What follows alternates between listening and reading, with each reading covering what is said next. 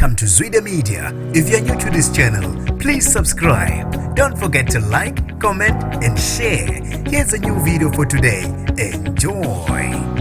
Uvele namuhle enkantolo oheha abesifazane ezenza osomabhizinisi maqede abadlengule nginibingelele ngiphinde nginamukele kuphina kuphi lanibona khona le video mangoqala isijoyinele elikhasi wamukelekela igama lami ngosibonga konke wakandwando mothanda ungangibiza intatheli eka YouTube ngicela usilandele ku Instagram @zwide_me dusha unqimphotwe ngasicelo sebhayilo wesilisa obhekane namacala okuthumba kanye nokudlengula umnumzane Sonwabo Mohopeni ovele phambi kwenkantolo yemantshi Pitoli ngecala lokuthumba nokudlwengula wesifazane oneminyaka engu-19 ubudala uMhopeni waheha lo wesifazane ezenza osomabhizinisi odayisa kuthiwa ngomhla ka-3 ku-April kulonyaka umgelo wahlangana nomsolwa esiteshini sase-Bosman ezolanda i-order lakhe umsolwa wamtshela umgelo ukuthi impahla kumele bayilande kwenye yezindawo endleleni beya lapho beyolanda khona impahla banqamula endaweni eyisikhodo okuyilapho umsolwa afuna khona imali komgelo ngaphambi kokumdle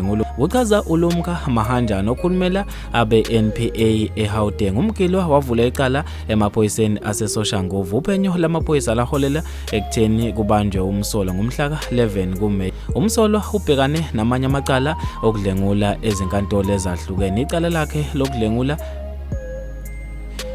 lakhe lidluliselwe enkantolo isifunda